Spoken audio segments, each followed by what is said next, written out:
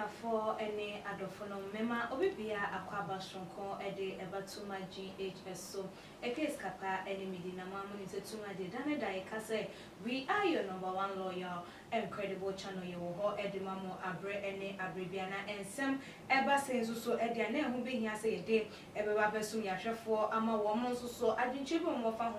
Ometimi ede atu eye edwa na ebusuafo mo bekaya ya nanu ada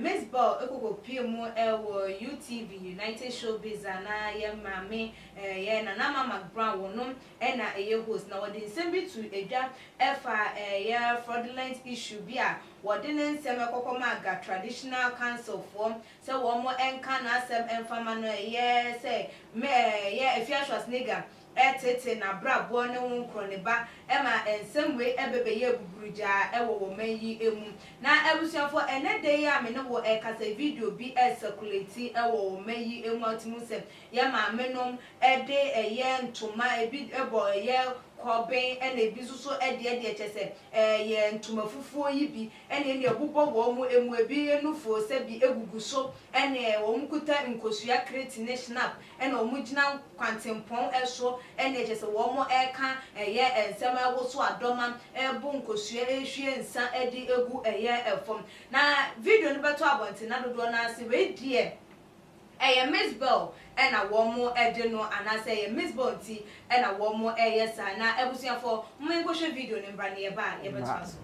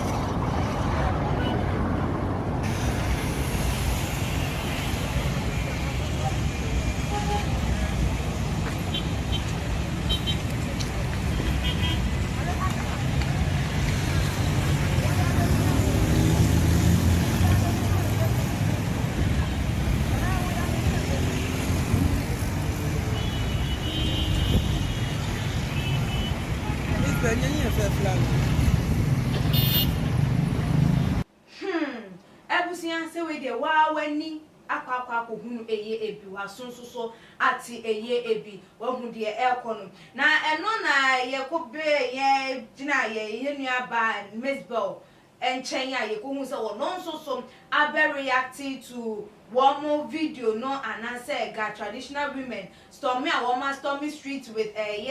one more snap ni enkosia no so ababe reacted towards it now ababe reacted no so ebusian for nensema wodi etuja nim so wono de o ejisade na aka no edurewura ni dompe wan sana ebia obefa phone esi nanim aye video awaye but mostly no ne replies ne de aya na eye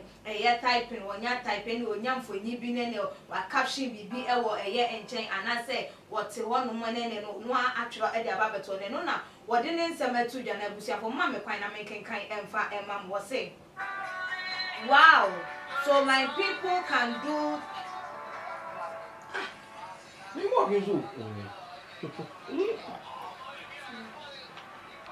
na ebusia for no na ma wodi ne nsema betu edwa na mama me kwan na menkenkan emfa emam wo say wow, so my people can do this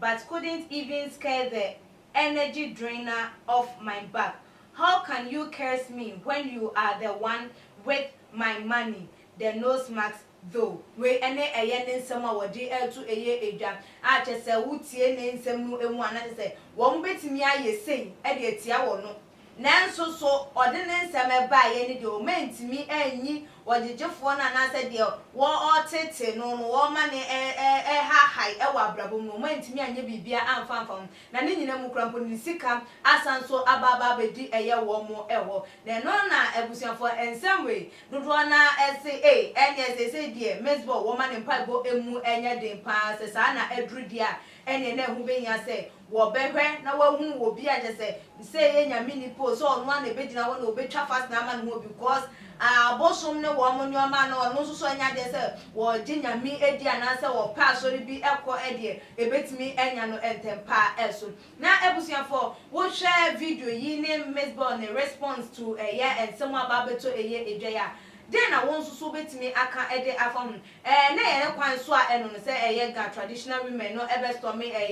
highways so se wo mo edi sa ejuma no na Mezbel na hu hia se ko hu ye no so ba bonten ebe kasa ede efa ho anam for adwenche no ebra ebe tuja o tuma GH comment section ebiom so like videos na share all the social media platform so follow yan your IG page and your Twitter page so atuma GH _ Facebook tuma GH Chris Kapa enemy